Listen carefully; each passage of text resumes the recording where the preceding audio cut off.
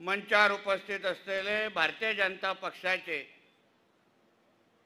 आमच्या हक्काचे प्रदेशाध्यक्ष सन्मान्य रवींद्र चव्हाण साहेब,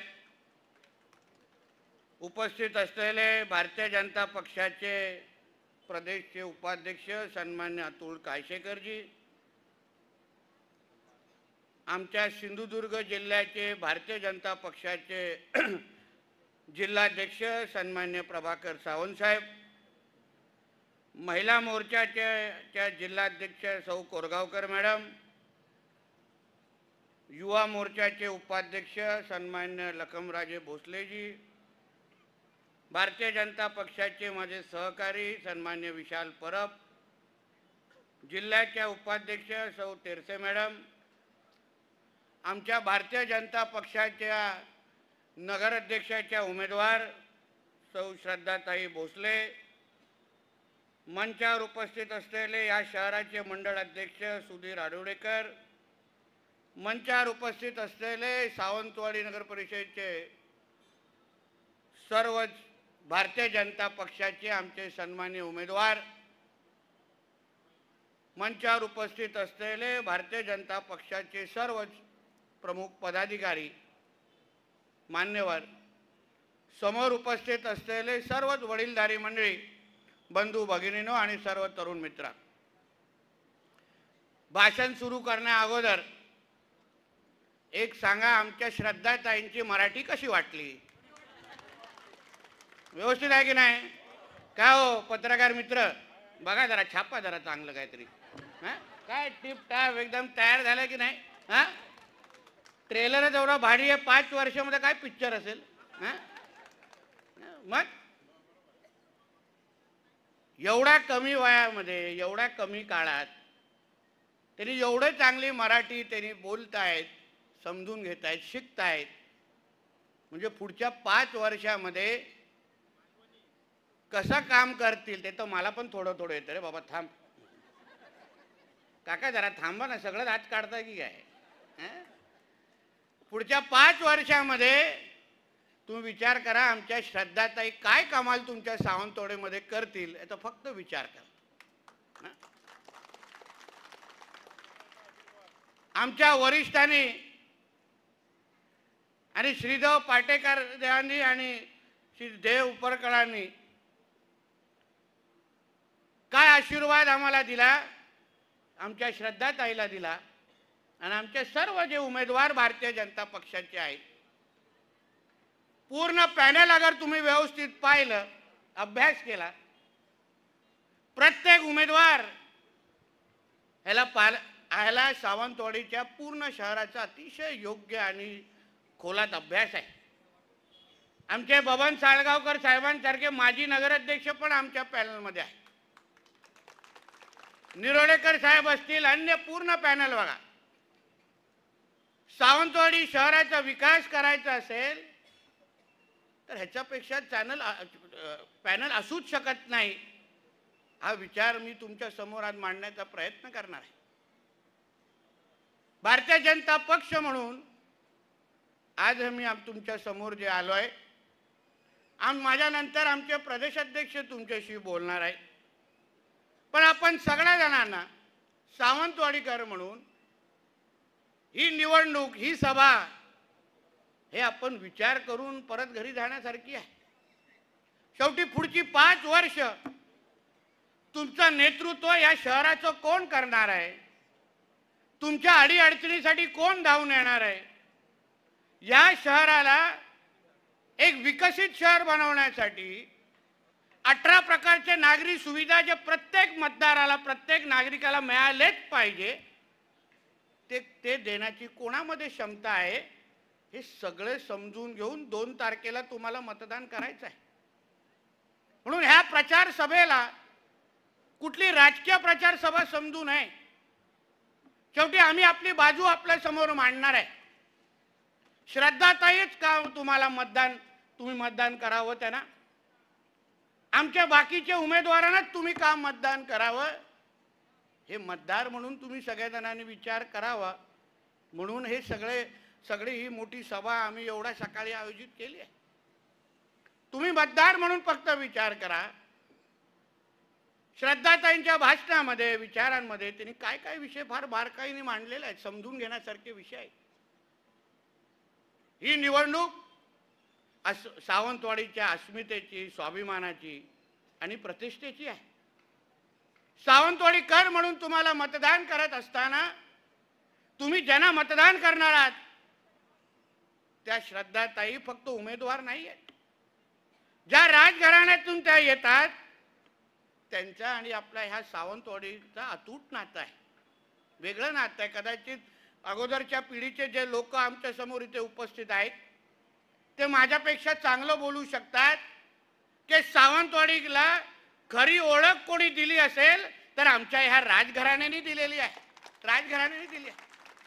तेव्हा कदाचित आम्ही राजकारणामध्ये पण नसू, पण सावंतवाडीच्या प्रत्येक गरजा, सावंतवाडीची प्रत्येक गरज ओळखून रस्ते, पाणी, वीज, आरोग्य, शिक्षण या सगळ्या बाबतीमध्ये कोणी नियोजन केलं, कोणी पहिला विचार केला, कोणी पहिला विचार केला की माझ्या ह्या सावंतवाडीमध्ये दर्जेदार शिक्षण संस्था उभी राहिली पाहिजे, हे सर्वात पहिला विचार कोणी केला असेल तर ह्या राजघराण्याने केलेला आहे.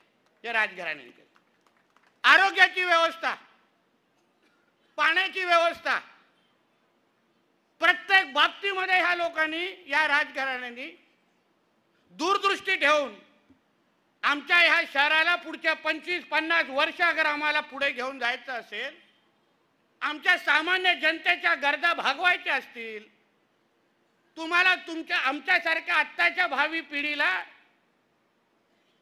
एक चांगलं राहण्यासारखं शहर द्यायचं असेल तर ही वर्षानुवर्ष पिढ्यानपिढी अगोदर झालेली प्लॅनिंग आहे, त्याच्या अगोदर झालेला विचार आहे. तेव्हा ना तुमची मतं हवी होती, ना काय अपेक्षा होत्या, ना काय राजकारण होतं. फक्त एकच विचार की राजघराणं म्हणून आम्ही आमच्या लोकांसाठी, जनतेसाठी आम्ही काय करू शकतो, त्यांच्या मूलभूत गरजा कसा भागवू शकतो, अन्य शहरांच्या तुलनेत आमच्या सावंतवाडी शहराला आम्ही काय काय देऊ शकतो, हा फक्त साधा विचार त्यांनी केला आणि त्यामुळे ह्या सगळ्या गोष्टी आज आपल्याला अनुभवायला भेटत आहेत.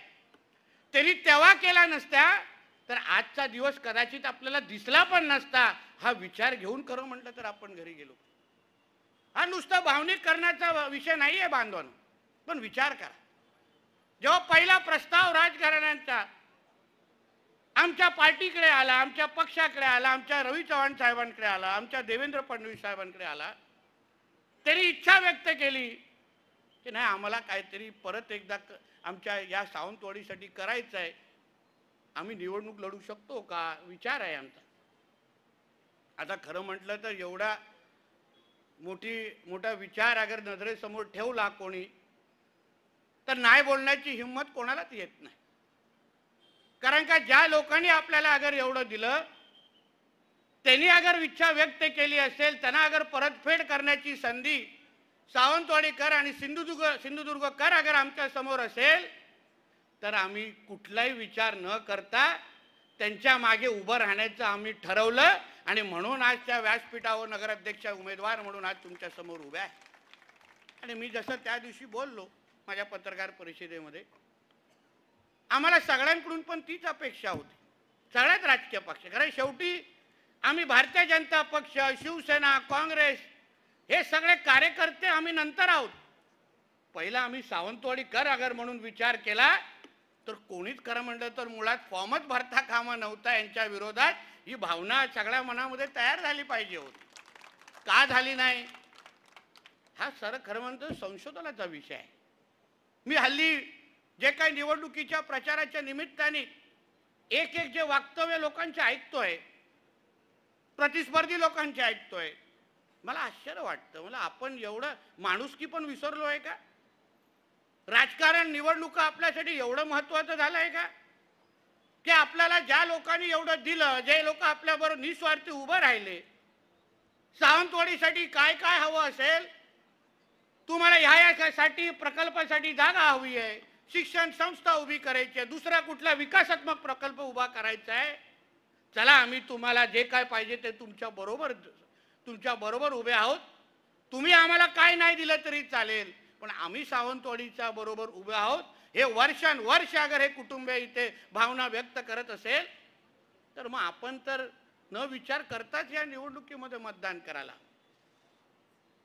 मग नंतर जेव्हा हे जे काही वक्तव्य हल्ली इंटरव्ह्यू दिले जातात, टीका केली जाते राजघराण्यावर, मला फार धक्का देण्यासारखी गोष्ट आहे. काही लोक म्हणतात राजघराणा हा विषयच संपलेला आहे. संपलाय हा शब्द, संपला हा शब्द राजघराण्यासाठी वापरला, संपला. हॅलो वा,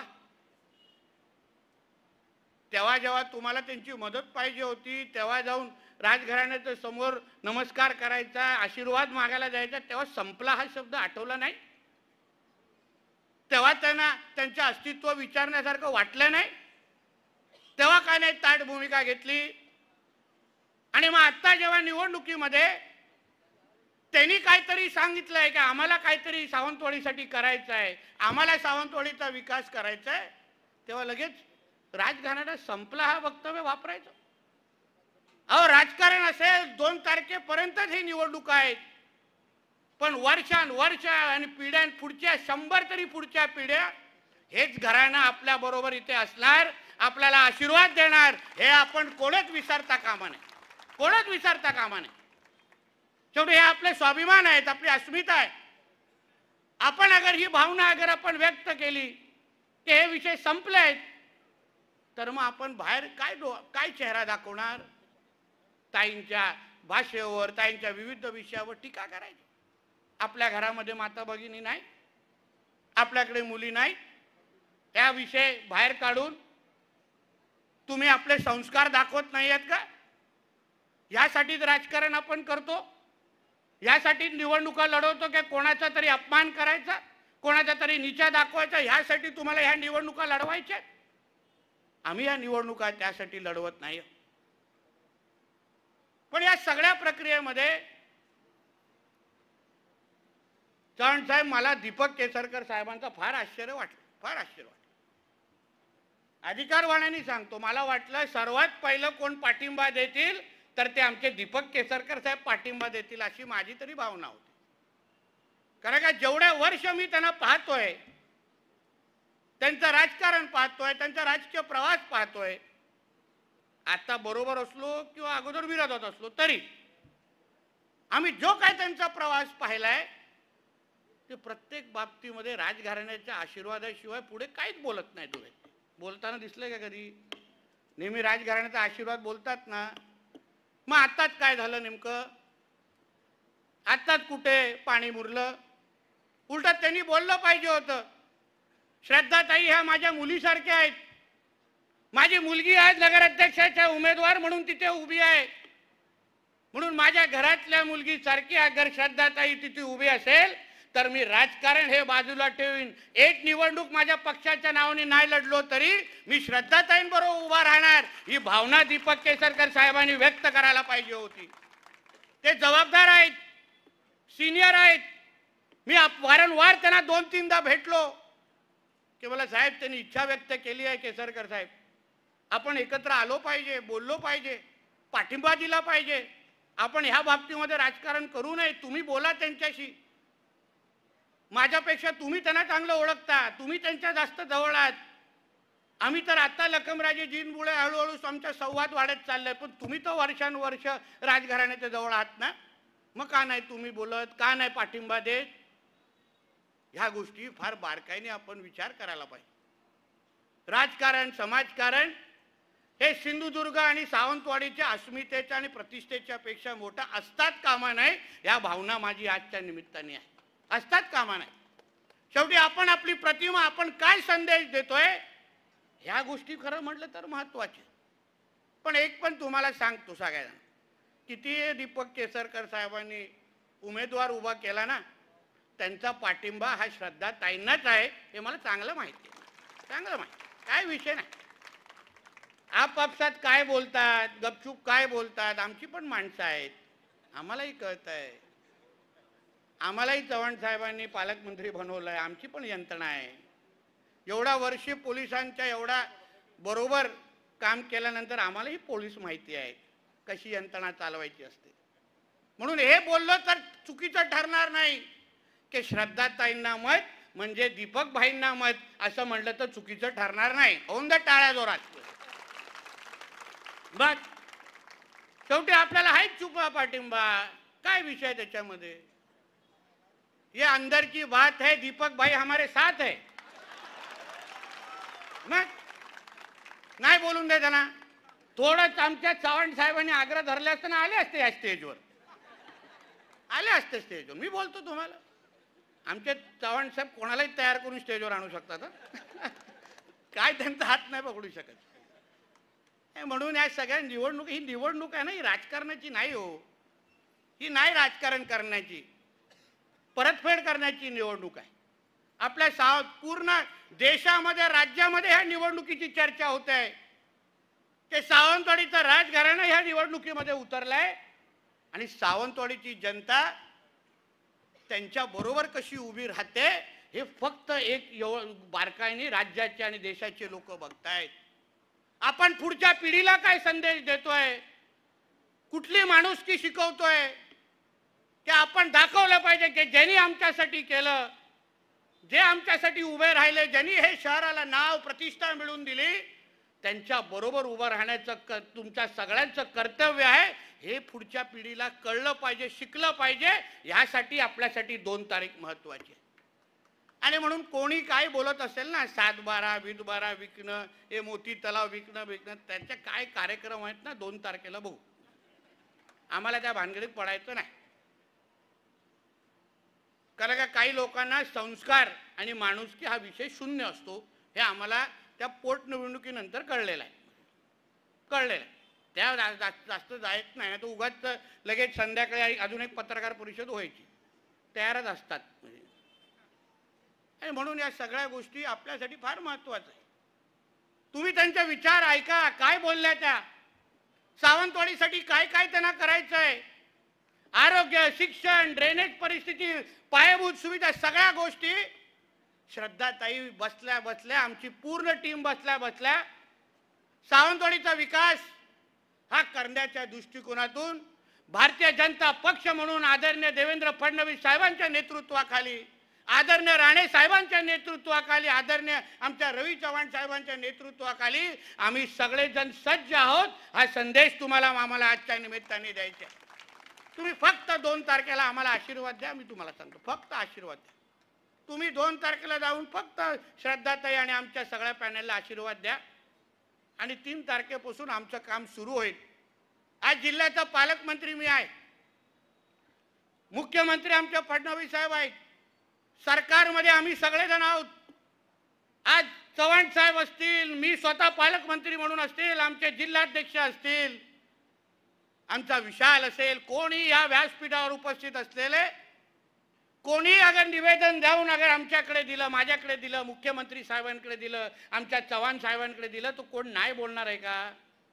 कोण नाही बोलणार आहे का? बोला निवेदन आलंय ना, आम्ही सत्ताधारी आहे, आमच्या भारतीय जनता पक्षाचे आहे, चला ह्यांचा निधी पाहिजे तेवढा निधी देऊन टाका, 5 मागितले तर 10 देऊन टाकू, अशी परिस्थिती इथे असणार तुम्हाला का? आणि तसं पण काल आपले कणकवलीमध्ये दीपक भाईंच्याच पक्षाचे नेते उद्योग मंत्री उदय सामंत साहेब आलेले तिथे, रत्नागिरीचे पालकमंत्री आहेत, आमच्या इकडचे संपर्क मंत्री आहेत. त्यांनी काय बोललं कणकवलीमध्ये, की तुम्ही आम्हाला सगळ्यांना निवडून द्या, निधी मागण्यासाठी आम्ही पालकमंत्र्याकडे जाऊ.